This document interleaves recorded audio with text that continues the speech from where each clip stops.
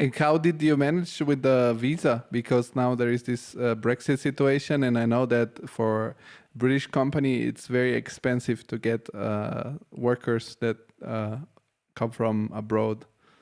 Yeah, it was kind of nightmare, but let's say the company helped me a lot. I mean, because I didn't know exactly which one, because there are so many different visa, but then if you are a student, you need a different one.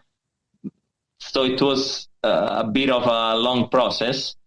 And in the end, I mean, we managed somehow, because I think like for a student, it's different. You need a sponsorship. So the companies usually have other UK based companies to get a sponsorship, that it's just, okay, this guy has this contract, so he's gonna move here to work for this amount of time and so on.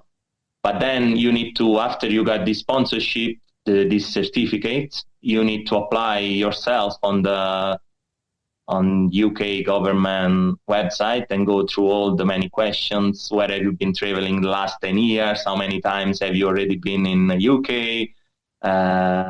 For some other visa, you also need to have a specific language certificate, which is not the average one that every one of us might have done in the past, but it's just specifically for UK. So I find it very funny, because I believe it's a way to just make more money, because it's the exact same test that you would do for any kind of English certification. But just because in the name it's written UK visa, you need to pay a different one, and find a specific center which can let you do this test, because it's not very widely spread in Italy or abroad. You need to find a specific center. So this part was a bit of a nightmare, and also the bureaucratic part was a bit of a long process still going on, because every time I need to send the HR the papers that I got the salary. But, I had the opportunity, so I feel myself lucky, because I thought it could never happen. And also being there, I feel for the company is a nightmare as well, to deal with this kind of bureaucracy. And also they find it very hard to attract talents to UK. Okay, London, maybe it's a specific case, because it's so international, so everyone would be willing to. But I living there for like almost 1 year, I find it very, especially after COVID, so many people, especially so many expats are just trying to fight back to have a more balanced work life. And so they realized, I think during COVID especially, and afterwards, that something was going wrong there. And yeah, so it's not so smooth. It wasn't super smooth, the process, but it's doable, let's say. Yeah, I've heard like there are crazy costs though that the companies have to carry to, I don't know, True. do your procedure.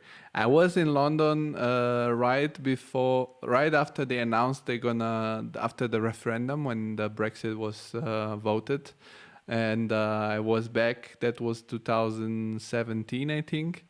And then I was back last year in October just for 24 hours to watch a comedy show. I went to Joe Rogan in London, and we were with Oliver Thomas, also regular guest on the podcast.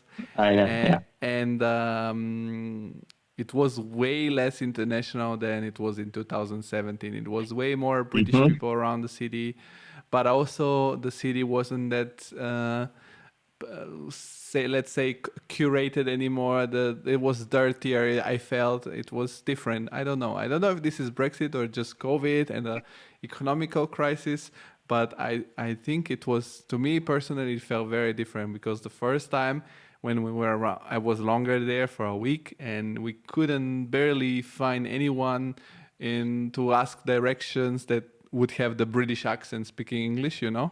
Mm-hmm. And the last time I was, there were only British people around, and it was to me very surprising. And I know that a lot of people left, and I say this myself, like if I'm now before Brexit, maybe one opportunity for me as next move to Germany would have been to go to England or to the UK because people speak English there.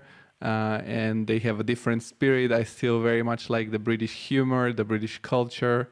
It's funny, but after the Brexit happens, and I would have to go through this hustle, and also right now, money-wise, it's not worth it anymore that much because also the difference between euro and pound and the salaries in Europe and the UK is not so. In Germany, it's not so big. It's kind of like not worth it anymore.